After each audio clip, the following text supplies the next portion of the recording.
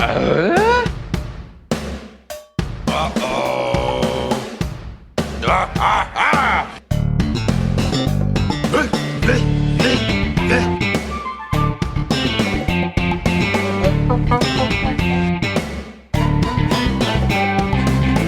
Uh-oh.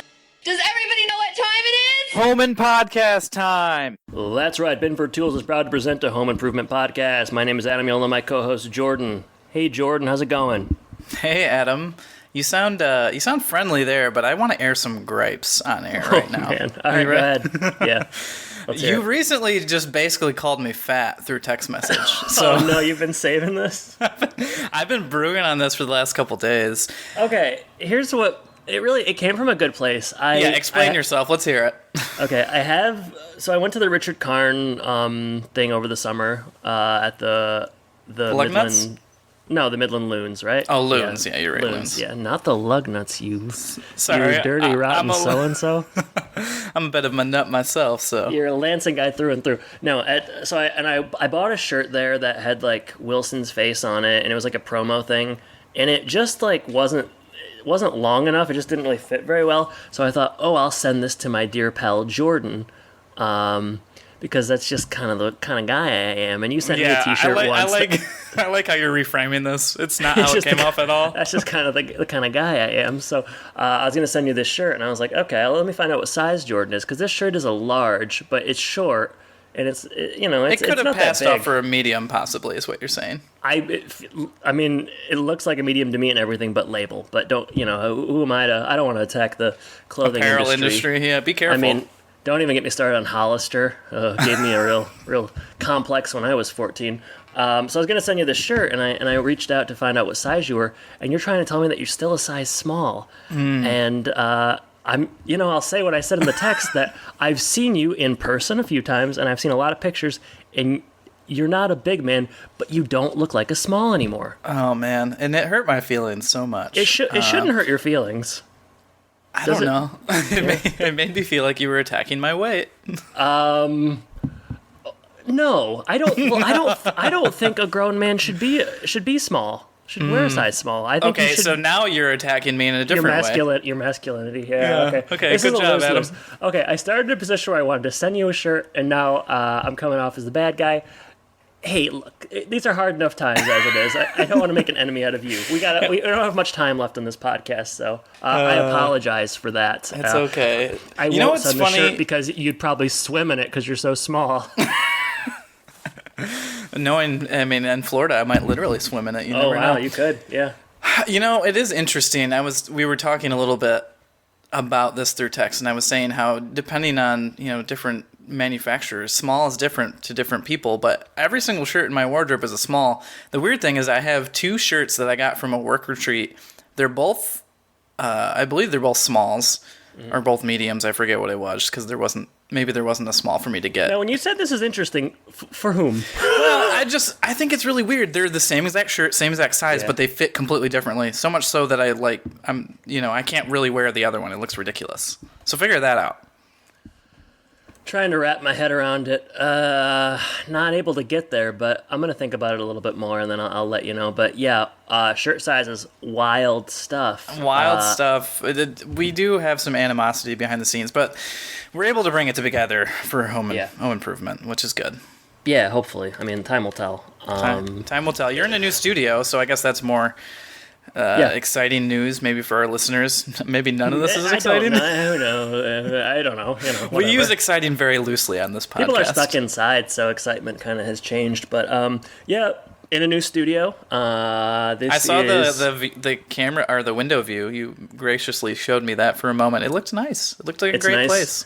I got a couple slivers of Lake Michigan, which if you'd have told me when we started this podcast that eventually I'd be recording from a studio with a view of Lake Michigan, I'd have said, "You're nutso."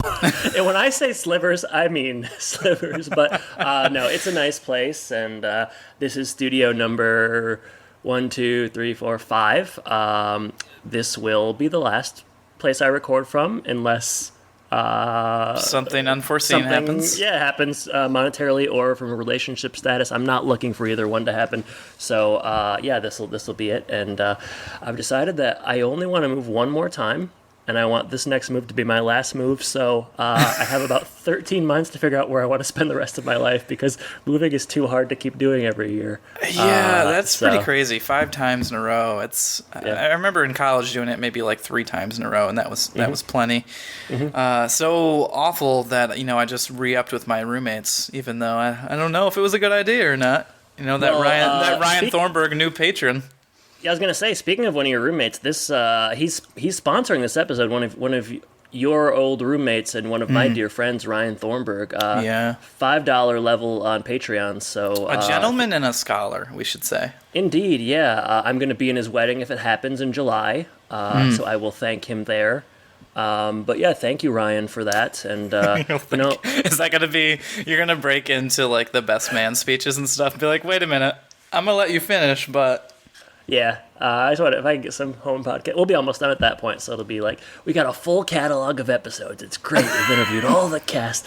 But no, thanks Ryan for that. And if you want to pledge to our Patreon, you can do so at what's the URL we use? It's very complicated. Patreon.com/HomeandPodcast. Yeah, we got some good stuff on there. And even if you don't want to listen to our bonus episodes, which we do, I'm going to say every 2 months, which isn't. We got to figure out bi-monthly or bi-weekly. You can't be using it both ways. So let's, as a society, decide if bi-monthly means 2 times a month or if it means every 2 months, because it's just getting too confusing for me. Have you thought about that?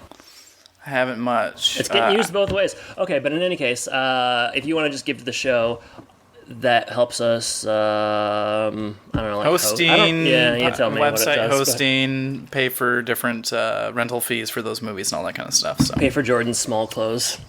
My small clothes. Your doll clothes. That's why I can't buy medium-sized clothes, because we don't have enough donors yet.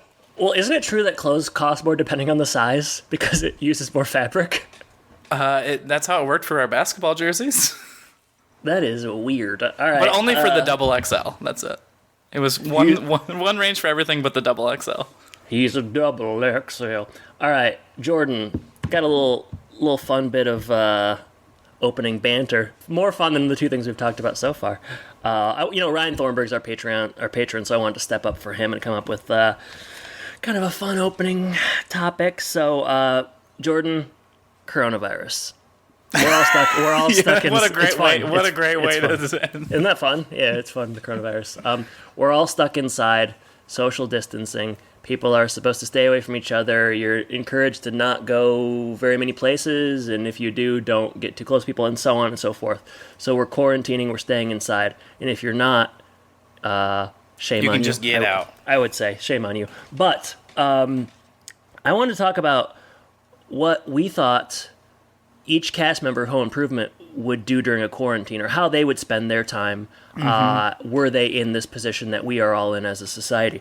I don't mean to joke about coronavirus, because obviously a lot of people are dying. It's very, very serious, but it is just sort of a reality of our situation. So I kind of wanted to try to draw a parallel between what we're all doing and the way we're all living, and how the cast of Home Improvement might do the same thing, if that makes sense. So it does make sense. I don't think people come here for hard-hitting news. It's kind of an escape. So hopefully we're able to do that with a silly bit like this. So let's hope so. I mean, if not, then who cares, right? That would explain our download numbers. What do we got to? Hey, wait a minute. Hey, they were up last month, okay, pal? So I do look, and we are trending upwards, so that's always good. Yeah. All right, so we did all the Taylors plus Alan Wilson per the usual. Man, I wonder what kind of. I didn't put a lot of thought into this because I was also working, but we'll see how much spills over. So you want to start with Tim and work our way down? Yeah, we'll start with Tim. So this is what they would be doing in quarantine. So for me, I said Tim, he's going to be tinkering with everything. He's going to be walking around the house kind of aimlessly, just trying to add more power to anything. He's going to try to automate things that aren't automated. Yep. Let's see here. What else did I get? More power. Automate some shit. Oh, you know what else he's going to do? He's going to go back and watch some old Tool Time episodes, probably. He might even, cut his own greatest hits disc, and then, or tape, rather, and try to get the family to watch it. But yeah, Tim, he's going to be walking around aimlessly. He might even, try to add more power to an old car. He might see a car driving by. An unsuspecting car on the street. Yeah, and then tell that person to like leave their car so he can fix it up and have something to do, and then not without sort of being too hands-on with them. But yeah, he's gonna be doing what he did with the washing machine, in the early seasons, or the dishwasher, and so on and so forth. Whatever. But, yeah, all of it. He's gonna be doing that. Yeah, I had similar ideas. I said splitting his time between car tune-ups and breaking things. I also thought, and this is, I guess, kind of a two-for answer, I thought maybe he would be making some tool time on location shorts with Mark's help. Get Mark's video recording ability back in play here, and he's going to be obviously filming some stuff, because Lord knows that Mark needs to do something besides play the tambourine. Oh, what do you mean? We'll get to that. All right. Cool. Jill... pretty simple. She's going to be working on a paper, probably a long dissertation or a research project on the effects of isolation. So the psychological effects of a family quarantining together. She's going to be getting a lot of research from her own family, interviewing them, walking around, writing this paper, getting quotes, and she's just going to be spending a lot of time at that table. Very simple. I have something similar, except for it's more towards, I feel like she has to turn to taking some online classes, and she's really struggling to get the software to work. Oh, wow. You can just see that happening.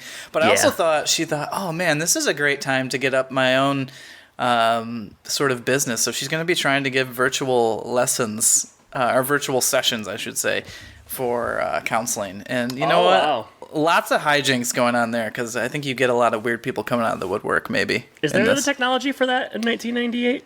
It's certainly much worse, and maybe it's just phone calls. Maybe that's the virtual session instead. But, it sounds like we have a home improvement episode on our hands. That sounds pretty good. Okay. Let's do... Did I do Randy? Uh-oh, I'm not seeing Randy. Let me start with Brad, since you've done the last couple. I said Brad, he's going to be talking to Samantha on the phone a lot. Yeah. A lot. And then naturally trying to keep up his soccer drills. But he's got to go on the side yard, do some juggling, and maybe some rope or tire. What do they call that when you run through the tires? I don't know. Oh, tire running. I thought there was an actual thing for it, but yeah, he's just tire running. He's just trying to keep up and stay in shape, I guess. Okay, that's I took this in a different direction. Brad is a coronavirus truther. He doesn't believe in it. And he thinks it's a big to-do about nothing, a la when he was smoking weed. So he's going to get caught sneaking out to see Samantha probably more than once. And he's going to really fight his parents and think that, hey, I don't need to quarantine. I'm a kid. It's not going to affect me. I can see that being Brad's perspective. Wow. Yeah, that's too bad, unfortunately. Randy, you know what? I don't know why I put them into today's technology for some reason. Well, whatever. But you just insert the old, I've said, scouring subreddits and reporting on stuff. Yeah. But you just, he's going into different AOL chat rooms and stuff. Right. And he's reporting digitally on different privacy or human rights concerns in authoritarian countries. That's what he's all about right now. Yeah, I didn't come up with anything, but I would just sort of echo, probably getting into the chat rooms that we saw a couple episodes ago, maybe preparing a big, long, expose on the Trump administration or the healthcare system for the local newspaper, and he's gonna send it out as an op-ed. Yeah, he's certainly busy, and then obviously he's going to talk to Lauren. Yeah, obviously. Well, he's got to take her out to a nice dinner in Grosse Pointe. Go ahead. We want to do Mark? Well, I did talk a little bit earlier about how he's going to be recording some tool time on location for his dad. Yeah. But I also, a good way that people are spending time is just spending some extra time with their family and playing some games. So maybe him and Randy break out the old sticks and do some gaming. The old sticks. I was like, what? What do you mean? Okay, got it. Mark is going to make a docu-series a la Netflix's Tiger King. It's going to chronicle the pandemic on his streets, and he's going to do it safely. He's not going to touch anybody or talk to them. Stay within 6 feet of just of as he goes for his daily walk or whatever. Yeah, he's going to chronicle it. It's going to be sort of a guerrilla style shooting of a primitive. Not going to be as polished as our docu-series are today, but of the pandemic on whatever street they live on, which I don't know if we ever got the street name, but yeah, it's going to be a docu-series. It's going to be good. And they're on Taylor Avenue, I'm sure. ABC Taylor Avenue. You know what? I had Al going one of two ways. Okay, you ready for this? Al was the hardest one. So me. either he just like really hunkers down and he just soups up this house so much that it like really increases the value of the property that he's in right now, and then he gets into an argument with Tim about, you know, when he sells it, how much of a cut he should get and stuff like that. Okay. So that's one thing he could do. Alternatively, he gets so scared that he runs away from Metro Detroit and goes to his cabin in Houghton Lake and just kind of hides out there. And then worries with my mom, who's also like panicking Presumably, every day. yeah. Okay. Yeah, Al, I didn't really know. So I'm gonna say Al. He really struggles with this, with the quarantine. He kind of goes loco. He goes into a deep depression, which is just a lot of anxiety. But he releases anxiety by ordering a lot of stuff on infomercials and from QVC. So he develops like a shop. He becomes like a shopaholic. And he just has boxes upon boxes of stuff kind of in his entryway, and that's sort of how his anxiety manifests. All right. Wow, we've got a lot of fun stuff here. Lastly, we've got Wilson. I think we all know that Wilson's lived a very interesting life with lots of unique life experiences. And you know what? He's finally taken everyone's advice. And by everyone, I mean Tim over the fence mentioned this to him about writing an autobiography. So he picks up the old tape recorder and he just starts talking about some of his experiences and lots of monologues for Wilson. Okay. I said Wilson largely unaffected by the quarantine because I don't think he does a lot anyways. So his life will mostly remain the same. He'll putz around the side yard. He'll reference the bubonic plague a lot, like in conversation. He just keeps talking about the Black Death. Yeah, over he'll and be over like, again. you know what, this is not unprecedented because we've had things like this before, and he'll give a lot of examples, and people will be sort of soothed by it in the moment, but then also they'll not really get a lot out of it later on, because anytime someone says that, you know, like, this sort of thing has happened before, it's like, well, yeah, it was like, you know, a long time ago, so it doesn't really relate to me. And Home Improvement as a show will get a lot of good, like, mask humor out of Wilson. Like, he'll wear the mask as he walks. He'll be constantly wearing masks. Yeah, so that'll be pretty funny, at least the first time. Yeah. And then I said Marty. Oh, you did Marty. Prostitutes, question mark? No, I'm just kidding. I don't know. Yeah, let's not do Marty and all the brothers. And Yeah, Benny that's it. and all them as well. So, well, it sounds like... He's getting with his species, a different one, and you're liking it. I think we're taking all that out of context. As we typically do on this podcast, it sounds like everyone's staying busy, which is good. You know, Yeah. in a time like this, it's good to stay busy. So, sounds like an interesting episode. This is that'll be episode 205 of the show. That's going to be the reunion episode. We're making it. Yeah. Okay, cool. I'm Yeah. excited to see your next script. But this episode that we're going to talk about is episode 174, entitled Rebel Without Night Driving Privileges. Yeah, it is. Written by Jennifer Fisher, second episode and last episode that she's going to write. If you remember the last episode you really loved that she wrote was Desperately Seeking Willow. Remember that? Did not like that one. No, you did not. Aired Cinco de Mayo, 1998. We'll see that a little bit later in the episode. Episode title reference, no surprise here. Rebel Without a Cause, James Dean. Alternative titles, I've got 4. 1, 2, 3, 4, 5. All right, go ahead.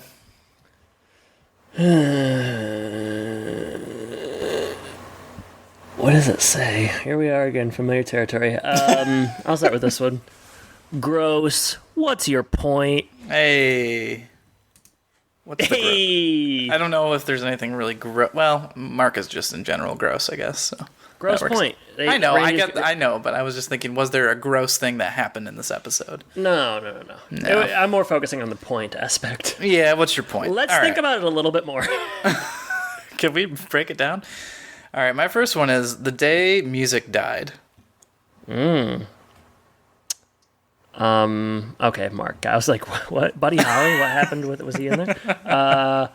Okay. Randy, the rule breaker. I got Pretty one. good. Here's my other one that's just like this. Randy goes rogue. Oh, yeah. How about afternoon driving delight? Afternoon driving delight. Just rolls right off your tongue. Big trouble for little Randy. That's a good one. So I maybe, what does this say? Are you normal? Are you normal at me? Oh, okay. Are you no mad at me? Yeah, glad I found that, yeah. So good. All right, my last one. El bandito del coche, which What means does it translate? The car bandit. Pretty good. All right, this is my best one. Judy, Trudy, give me that booty. You're right. That's the best one. Yup. That was the. I mean, I that was the first one I came up with, so I don't even know why I did. Frankly, it you could have just done that one and just mic dropped, and then we could have just ended the episode. Coulda, shoulda, woulda. Let's get into it. All right. We're going to open in the garage. Tim's polishing the Nomad. Randy comes out. He's impressed. I'm not sure why. Randy has never really shown interest in cars, but sure. Because it conveniences. It's like he Plot needs it device now. here. Yeah. Right. All right. Well, Tim decides that Randy's going to be taking this for the Nomad or for the driver's test. I think they talk about the Healy. They have another car, the Hot Rod. Is that still around? I don't remember. I don't know. They're like Hard to keep up. It's like my family back in the old Belle Meade days. That's true. You guys did a lot of cars. Like 7 cars. Hey, you know what? If you're writing an article about the Taylors not being middle class, this is yet another example of that. Yeah, whoever that was, we ought to just like permalink them on our homepage. I might need to issue a redaction. I would say so. The appointment, the driver's appointment was rescheduled, and now Tim can't go, and he's bummed because this is like basically in Tim's mind a rite of passage, and he wants to be there for it. He doesn't want Jill to go. He doesn't want Brad to take him. They make analogies about how it's like bigger than when Randy was born, and that gets a lot of laughs. Randy says there's going to be other occasions, tickets, dead batteries, and he promises that Tim will be there for those moments. I mean, I don't necessarily love this scene. Like, there's not a lot of funny stuff here necessarily, but I really like that we get a nice Tim and Randy moment, because I can't remember the last time we've really had just like the two of them. It's interesting because I did like this scene, and I thought it was a really good opening for the show. And I got some laughs, I think, out of like him drawing parallels to like childbirth, and Randy says like, you missed my childbirth, and things like that. I thought there were some good jokes. And yeah, it's very succinct. It's a good moment between Randy and his dad, and it sets up the episode. You know, well. Adam, maybe I'm wrong. Hey, you may be right. I may be crazy, but I don't know. It's just like I feel like we've gotten some really like bloated opening tool time segments, and this is like 2 minutes. Pretty trim, like not a lot of meat on the bone, but like they get where they need to go, and you kind of know where things are headed. So I appreciate it. Was there a Nomad joke in this scene, or was it later? Brad makes one later that's pretty good. Okay, I remember laughing at that, but I don't remember where it went in the scheme of things. It's I guess I'm gonna say it's a good opening scene. You convinced me. Holy shit! Mother of God! All right, next scene. We start with a generous shot of Heidi's ass. I don't know if you noticed that, but like the camera. I feel like they do this a lot, unfortunately. This was particularly egregious. The male gaze in this one was really, really something. I mean, we're really lingering on it for quite a while, and she's got her shorts on and everything's glistening, and yeah, it was wild. They're focusing on, this is all the equity of the first scene. I was going to say, this is the exact opposite now? Kind of lost here. They're running wire through tight spots, and they bring out Judy McHale, or so we think, master electrician.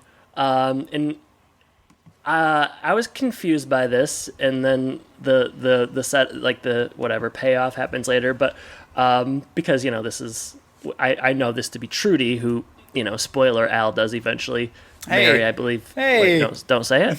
It's too late. You already said it. Right, whatever. Well, come on. So I'll do a bio on her. So Judy/Trudy is played by Megan Cavanaugh. I don't know if she's related to Brett. Let's hope not. Like that. 80 credits to her name. Best known for Robin Hood Men in Tights, Dracula Dead and Loving It, Miss Congeniality 2, Armed and Fabulous. We know her from For Richer or Poorer, Jordan. Yes. I did love Robin Hood Men in Tights when I was younger, though. Never have seen it. Oh my gosh, I thought it was like the funniest thing for some reason. And she's still doing she's doing some voice work this year. She did Adventures of Pinocchio, Thumb Wars. I don't know Roman numerals. I'm going to say 11. The Thighs of Sky Skipper. That sounds weird. Yeah, she pops up in things, sitcoms and so on. But yeah, in this at the start of the scene, she's playing Judy, who is like I said, a master electrician. Her accent is interesting. I wondered. I see she's from Chicago in real life. She's talking kind of like a Youper to me, someone from the Upper Peninsula. Did you get any of that? Yeah, Canada maybe as well. Yeah. Okay. I don't know. Right. It's yeah. Yeah. So she's there to like show them how to run wire in tight spots, but here's the trick. She's got a rat that does it for her. Wow. Jordan, I hate rats. Probably nothing I'm afraid of more than rats. That would be the number one thing. Did you just turn off the episode at this point? No, but I didn't like it. Fortunately, like white rats scare me less than the traditional gray, nasty, wet-looking buggers. Ugh. But I don't like them. Do you not? You don't like Ratatouille, then? I'm guessing. Ratatouille is not even on my radar, friend. That's too bad. She has trained the rat to run wires for cheese. As like a business for cheese. She even does it for schools. I'm thinking for schools this is a liability. These rats aren't clean. Well, it's just one rat. Yeah, but okay, Jordan. But let's think about this for a minute before, if you want to go to bat for this. They're saying that schools let her come in with that rat and run wires. That seems like a school would not do that. It seems like a liability. It's only in the summer, of course. You know, when all the kids are gone. What about summer school, pal? You ever think about that? Well, it's spring break, maybe. Yeah. Okay, you got me there. All right, fine. I buy it. A lot of convincing going on in this episode. Judy needs a man, and she kind of starts flirting with Al. Very briefly, though. Yeah, but Al doesn't really give it back either, so. Not yet, he doesn't. He'll give it back later. Tim, she doesn't like Tim. Tim and her are not getting along. The rat coughs because the rat coughing gag, like there's a zoom in because the rat is like dealing with asbestos or something. Is that the deal? I thought that was that a joke? Did the rat actually cough? The rat actually coughs. The camera zooms in and the rat goes pop. You didn't see that? Oh man, I guess I didn't. For some reason, I thought like Tim was just like making a joke or something. No, but it was like weird animation kind of. The rat zooms in and it sort of does a little cough. Either that or it was improv. Oh, you think that the rat just sort of did it and they adapted to it? Where'd you go? Oh, sorry, I take care of the cat. Sorry, she heard rat and she wanted to. You heard my improv joke and you just left. You've had enough. I yes and to the next room. All right, let's get through this. Al ate the cheese that they need to get the rat down through the wires. Only endears him more to Judy Trudy. Yeah, she likes a man that eats cheese that isn't his. That's a good quality. Tim says I can motivate the rat, so he like goes up to the. He goes up to the wire and tries to like get the rat to come down, but the rat bites his nose. Well, he pretends to be a cat. Yeah, he sure does. We get a reveal here that Judy is actually Trudy, her sister, and that she stole their equipment because she wanted to meet Al because she has a crush on him. I have a feeling this is going to create, especially since she says it's on air, there's going to be a lot of like copycats here trying to do this. If all these people now think they can just meet Al by making up these personas and coming on, we're in trouble. It's pretty hard to prevent like a identical twin from doing that, though. You know, are there a lot of identical twins that find Al attractive? It's a question we'll never know the answer to. Olsen twins would have been too young at this point. Try to think of other twins. Let's not. Okay. Just not. Okay. All right. So that's our introduction to Trudy, and we'll see her a lot more, right? This scene is so. It's terrible. It's so stupid. Like this is. You want to talk about things that Home Improvement does that no one would ever do in real life? We thought that the thing that they were doing in Al's house for like winterizing or whatever, or I don't know, like smoke or whatever they did in Al's new house a couple weeks ago was like not that functional. This is perhaps the dumbest thing one of the dumbest things that they've done on Tool Time in a long time. You know, and when they start talking about it, I thought they would bring out, sometimes they find people who do this stuff, but at least we have an actor here, so I guess I don't think anyone does this in real life, do they? No. All right. back at Well, you home, said schools were doing it, right? I just gave them an opportunity. So Okay, yeah. all right, back at home, Jill is working, and Ronnie and Mark come in. It's been a while since we've seen Ronnie. Mark is joining Ronnie's band. Ronnie is, of course, the singer. It all makes sense. There's some jokes here. Jill tries to get, like, the deeper meaning behind that. Like, she tries to psychoanalyze him, I guess. It doesn't work out so well. Tim comes in with a bandage on his nose. Oh, man, we're going to get a lot of, Rat bit me. Yeah, rat bit me jokes. Jill thinks...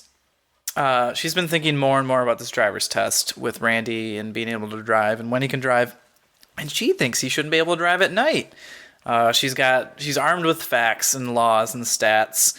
And Tim says, yeah, but he's a good driver, so let's not overreact. I also like a joke here where he says, like, the night isn't as dark as when we were younger or something like that. Very funny joke. Yep, Yeah. very funny.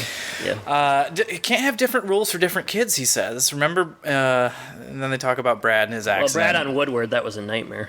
It was a nightmare. The sue, the legal action, all that kind of stuff. And then Tim, as a last-ditch effort, says, I got bit by a rat.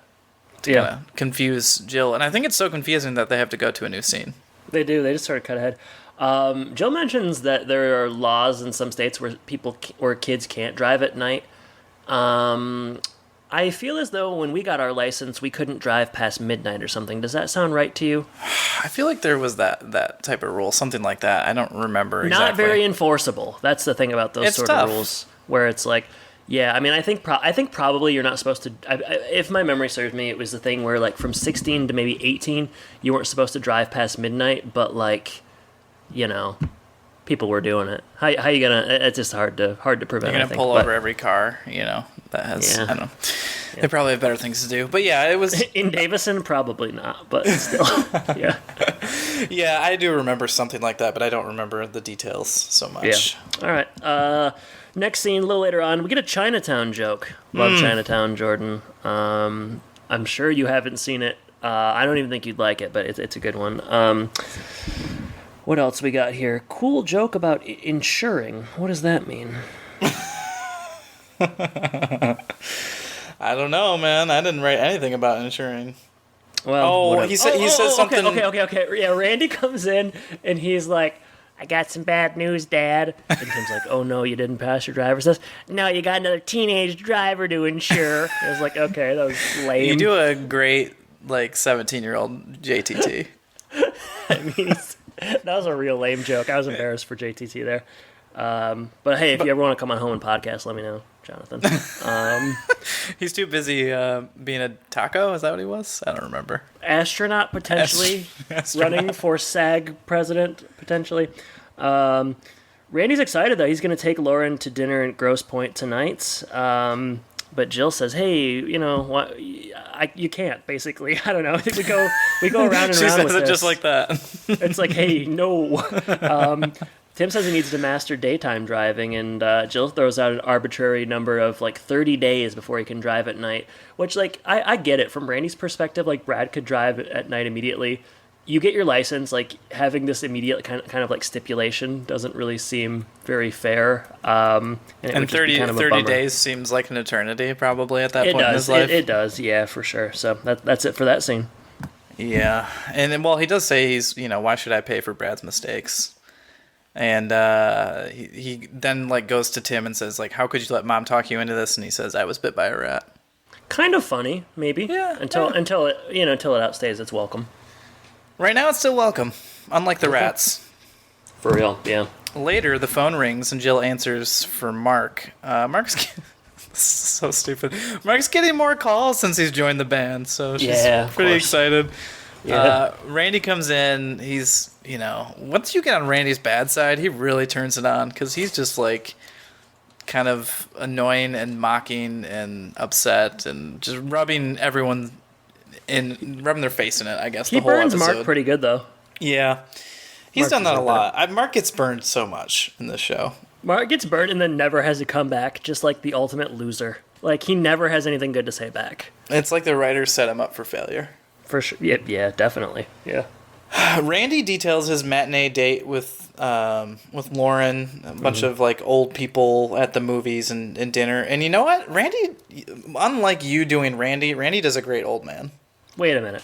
Okay, I take some offense to that, but keep going. And I will not do my old man impression right now. Okay, thanks. You're welcome.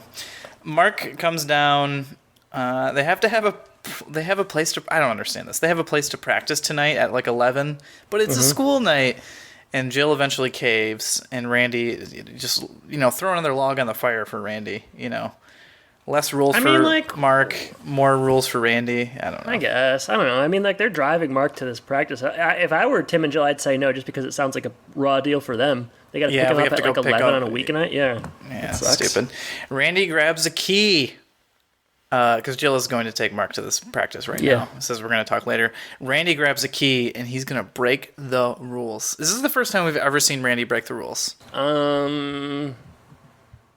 me think here. What about... I mean, he gives it to Bud Harper, but I guess that's within the quote-unquote rules. Yeah, there's, no stipulation necessarily.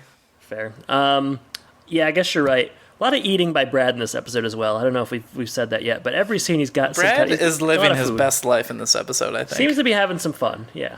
So. Yeah. All right, next scene. Brad, speaking of eating, he's home eating alone. He's eating the cheese. Well, we don't know what he's doing, but first I thought it was just breadsticks, but we found out later it's much grosser. Yeah, he is putting cheese from a pizza in his mouth. Tim and Jill come home, and they ask about Randy. It's kind of suspicious how fast they ask about Randy. Like, they walk in the door, they're like, "Where's Randy? Is Randy here?" Brad, he's trying to cover for his brother. He's being. I like this. Yeah, he's doing his due diligence here.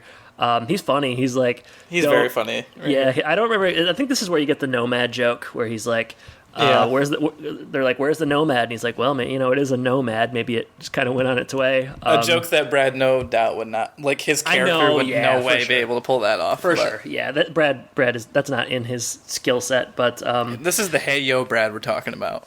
Yeah, this is the new Brad. New Brad 2020.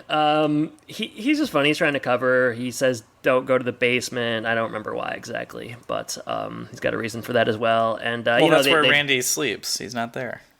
Yeah, but he has like a joke with it though. Oh, okay. I get what you're saying. Yeah. Okay.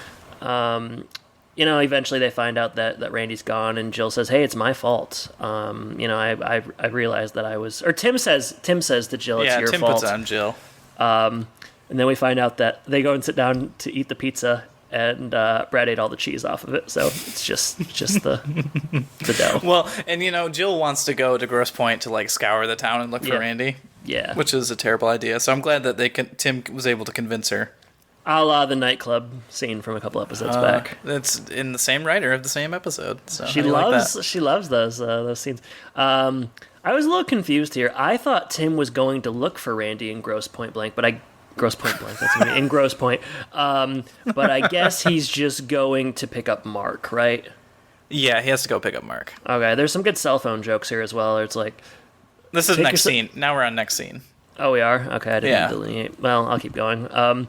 He's going to pick up Mark. It's dark. Jill says, "Take your cell phone." And she says, "I don't even know my number." And he says, "Why do we need these things?" Hey. And you know what? This is, we're going to probably play a clip here in a second because Wilson's going to come strolling up. But this is an interesting scene because we get more of the front of the Taylor's house than we've ever had, I think. This is the most we've seen since Mark looks out and sees Santa Claus, right? Pretty much. Probably, yeah, I would say so. All right, so Tim leaves, and we have a visitor at the front door. It's Wilson committing some cultural appropriation. Let's go ahead and play a clip. Hola, señora. Hi, Wilson.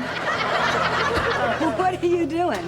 Well, I just came from a Cinco de Mayo party. Might I serenade you with a chorus of Celito Lindo? Maybe some other time. I'm kind of worried about Randy. Rendito? Yeah, he took off with one of our cars. Ooh, Rendito Bendito. Are you drunk? Excuse me. Finito. See, Randy's really mad at me because I won't let him drive at night the way I let his brother. Well, was that because of Brad's accident? Well, yeah. Tim thinks I've been really unfair. I'm beginning to think he's right. Well, why is that? Well, I make different rules for different kids. Let Mark stay out late on a school night, which I never would let the other guys do. Right. I'm an inconsistent parent. Well, todos empleados tienen que lavarse las manos mediante over al trabajo. All employees must wash their hands before returning to work. All right, maybe I had one margarita. But I do have something to say about you being an inconsistent parent. What's that? Well, you know, the essayist Ralph Waldo Emerson said, a foolish consistency is the hobgoblin of minds.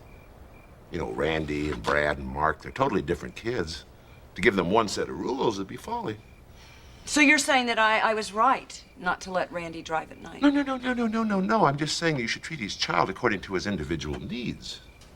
Well, maybe Randy didn't need for me to be overprotective of him driving. I mean, driven with him, he's a great driver. Muy bueno. So, when he comes home, I guess I'll, tell him I'm sorry. Exactamente. Wilson, can I give you some advice? Sí. Lose the Spanish accent, but keep those toreador pants. All right, Wilson dressed up as a mariachi band member, I guess. He was at a Cinco de Mayo, baby. Cinco de Mayo party, and also just a lot of Spanish. So Randito, Brandito, or Bandito. I really like Jill's line here where she's like, "Are you drunk?" Yeah. That made me laugh Funny. out loud. Yeah, that was funny. Jill explains what's going on, right? So, and she says, you know what? I think Tim might be right. I went too far. I'm an inconsistent parent. She's really down on herself at this point. Wilson uses Spanish again. I didn't really write down like what it was because it seemed like whatever he said was nonsense. Like One in of them Spanish. was like the bathroom, like the cleaning the bathroom kind of sign. You would Yeah. see it like a Wendy's or something. Yeah. Yeah, that was this one. And he says, you know what? Actually, different kids require different rules. You know, you need to treat kids according to their needs. They might not get that, but Randy's a great driver. Did he need the rules? So, yeah. Well, Ralph Waldo Emerson action, that's my guy. That is your dude. And it's good advice from Wilson. And also, there's a sweet mailbox that looks like a classic car. I had never seen that, and they didn't really draw attention to it. It was just kind of in the corner of the screen, but yeah, that did look really cool. Shout out to the prop master, whoever was in charge I of that. know. That should be an episode, though. I don't know. Yeah. They could build something around that. The McGurns come by and smack down the Taylor's ordinary mailbox, and hijinks ensues. Is that what's Sounds going like on a happy accident to me, if you end up with that thing. I'd say so. All right. Inside the house, Brad's eating a really big sandwich. Yeah, it's really good. Tim or Jill or someone says something, and he's like, "Hey, Randy's not here. I'm eating for two." Yeah, It's good like stuff. I don't know, probably like a good foot tall. Not long. It's not a foot long. It's a foot tall. It's like something a character in a cartoon would eat if they said, Right. "I'm really hungry," and it's huge. It looked really good though. I'm kind of hungry right now, I guess. Got a bunch of potato chips around the side too. I would say there's a 95% chance some of those potato chips are ending up inside the sandwich. Get a little crunch in there. Yeah, you ever do that? I'm not into that. Oh, you would be if you tried it. No, I think I've had it before. I just don't want. I don't want it. Crunch, sensory overload. I definitely don't like if there's a pickle on that plate. Get that out of here.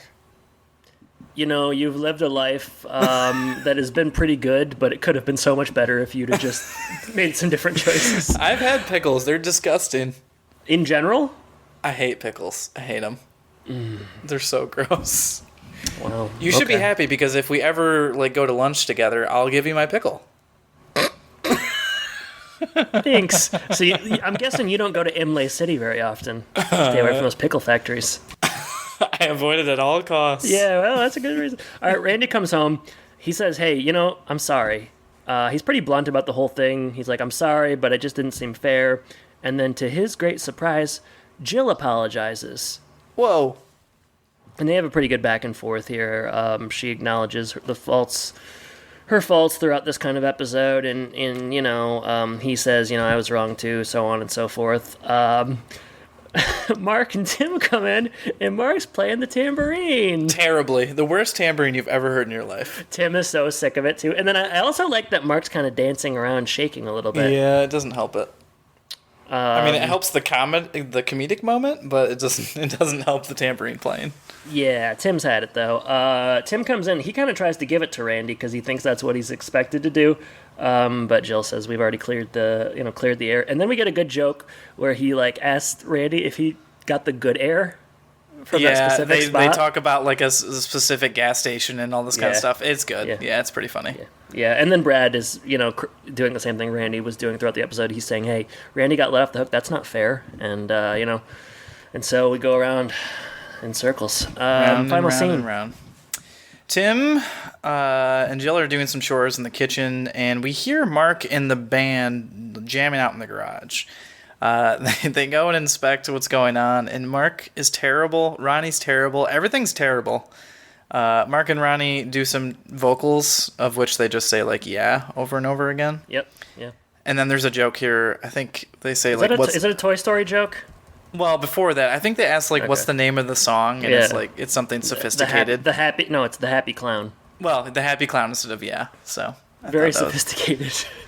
Something that was more sophisticated than yeah. How about that? True. That's fair. Right. Yeah. And then they do make a joke at the end. Tim says, "You are a very strange little man, Ronnie," which is not exactly the same thing that Buzz says. Was it like sad, strange little man? In Toy Story? Right. And Buzz is saying that to Woody in the first one. So they if like you're to do that. Toy Story, why don't you just say the whole thing? They didn't want to do it exactly for some reason. Let's just commit. And that's roll credits fade to black. Judy Trudy, give me that booty. Jordan, I'm rounding the corner, heading to Castle's Corner. So I'm rounding the corner on Castle's Corner, and I'm parking, I guess. Yeah. Well, what do you think of this one? You're going to have to parallel because it's busy, I'd say that. I'm getting pretty good at it living in the city. I mean, if I'm comparing this directly with the other episode that Jennifer Fisher wrote, The Desperately Seeking Willow, I like this about 900 times better, maybe. Yeah. It's not necessarily like really funny, like on purpose, I think, necessarily. Like the Brad eating sandwiches moments and stuff like that, we just really like. I don't know if they're meant to be kind of that funny. Maybe they are, I'm not sure. Only like really bad scene in this episode is when Trudy comes on. Yeah. I think everything else is pretty good, succinct. We didn't mention the third rat joke that Tim makes at some point, but they have that going through, and that's not too bad. Tripling down on it. Trying to think of anything else that I really didn't like. I guess not. I like the episode where Randy gets a little bit more to do because I think he's the best of the kids. And so if you get, him being a more central role, that's always good. And then you get Brad doing kind of the silly stuff. That's kind of, I think, his sweet spot that they don't do very often. But it's similar to, like, Hey Yo. I feel like Hey Yo Brad is Brad is kind of my guy. Hey Yo Brad is hilarious to me. Yeah. So that's good. Everybody thinks Mark's a joke, and I think maybe even Tara Noah Smith thinks he's a joke at this point. So everyone's exactly where they need to be. Jill learns a lesson. I don't know. It's not like the best episode in the world, but for the end of the third discer, it's up there. That's for sure. What do you think? Yeah, Adam? I really like this episode. I felt like it had a lot of like funny things in it. I think the Brad stuff is really funny, and like whether or not that's supposed to be funny or we're just like I don't know that audience, it worked for me. Tim has some good lines. The opening scene with Tim and Randy I thought was funny. Mark's tambourine stuff is, it's funny. Is it unintentionally funny? Is it meant to be funny? I don't know, but it was funny. So that worked for me. And like you said, there's a lot of good lines. It's a conflict that is like not sometimes on Home Improvement. Like the conflict is too big and then they run out of time. Like this is like a pretty small conflict. Like it's not that big of a deal. Like he leaves at night and then he comes back and like it's not so dramatic or so big that it kind of ties itself up in like a logical bow. Like he comes home, they have a conversation, and it sort of felt like it ended organically. Mm-hmm. Whereas sometimes it's just like, well, you can tell they ran out of time, or like the conflict wasn't.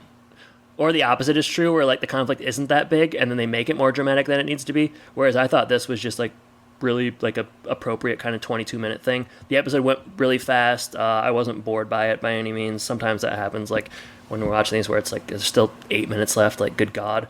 What else? Chinatown joke. The rat jokes were kind of funny as time went on. Maybe I didn't love the Wilson stuff a ton, but whatever. It's not. It's maybe The it might be "Are you drunk" line made me laugh, so that I was like funny. that. Yeah. Yeah, I don't know. I just like this. I guess I always sort of like the coming of age episodes with the kids, and we haven't gotten a Randy centric episode in a while. And yeah, like he is. He's a. Do I think he's the best actor of the three?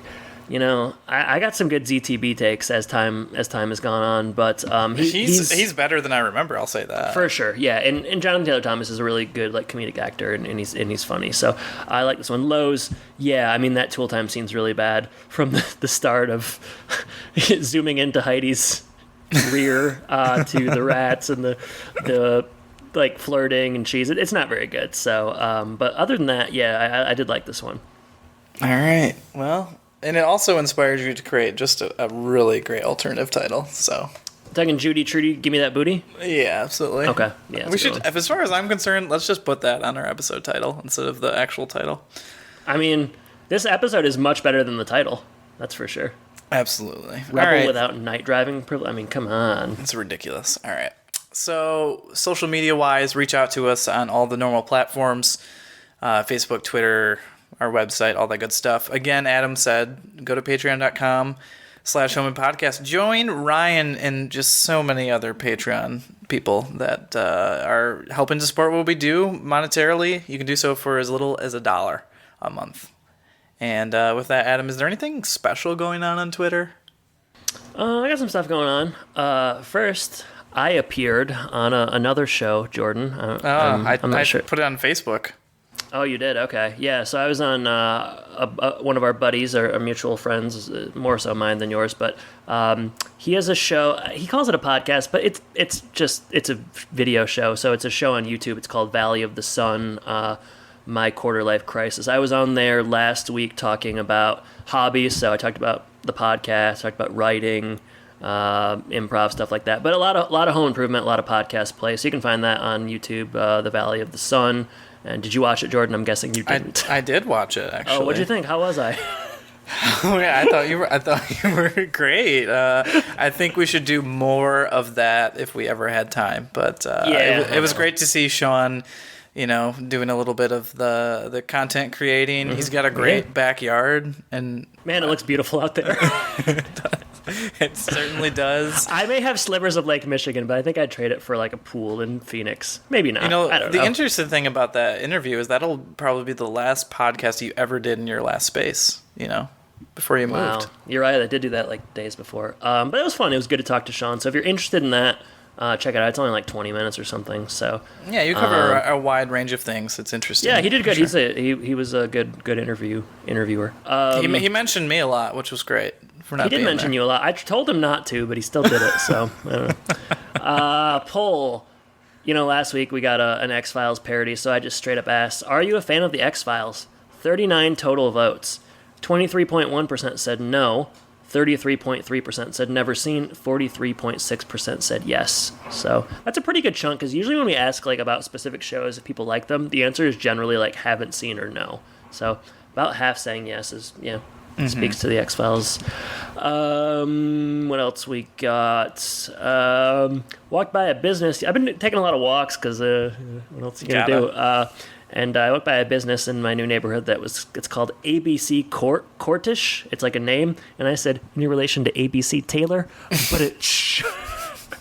And it fell on deaf ears. I got one like, so that's one more than it deserved. Other than that, somebody asked if we got our learner's permits the first try, and I feel like we've talked about this already, so I don't know if we should talk about it again. Learner's permit? Driver's permit. Did we pass our driving test? Oh, I failed my driver's test, so maybe we haven't talked about that. I also failed my first time. So there you go. I drove too much like a normal person. I got railroaded. I got. What does that mean? It was.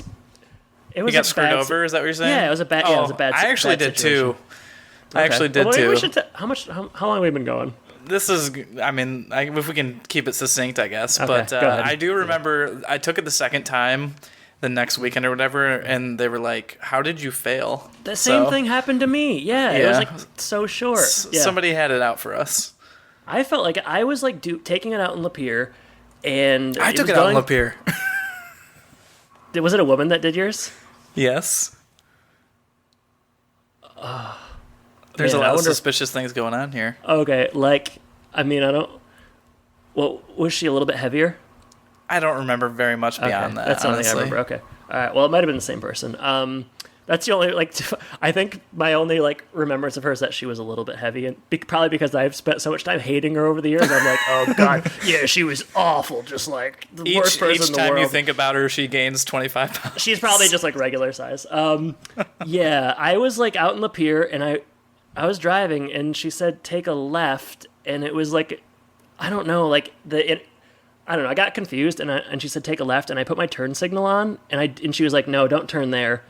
And I didn't, and then I went ahead and turned where she wanted me to turn, and then she failed me because I put my turn signal on at the wrong place. Oh my gosh. It was really weird. Yeah, it was really weak. And my dad taught driver's ed for a long time, and he was in the car, and he got really mad. And it was a bad situation, but I passed it the next weekend, so yeah. Yeah, and that week probably just like in this episode where that month for Randy felt like forever, that week probably felt like forever for us. It is as well. weird, though. I remember being, like, really embarrassed by it and, like, not telling any of my friends and, like, just feeling, like, kind of a lot of shame about it, which is kind of weird. Yeah, but... I think that's similar as well. I told Jared, because Jared and I were in the same class. We were driving together, and we were supposed to get it on the same day. And so I remember talking to him about it, but I don't know that that's something that I talked about a lot to other people. But now everyone who listens to this podcast knows. Wow. And it's bringing up bad memories, so we better move on. Jordan, that's it for Twitter. So what are we covering next week? Next week, 2001: A Space Odyssey. Oh man, is it gonna be another parody? I wonder if Bowersox is gonna be back. Oh wow, I would. 2000. That's a heck of a. That's a pretty good title, actually. How many episodes are left this season? Like one? Is this? I think there's 2. I think there's Including this one and the next one. Okay, wow, that's crazy. Yeah, you're right. So I look forward to that. Jordan, thank you for joining me.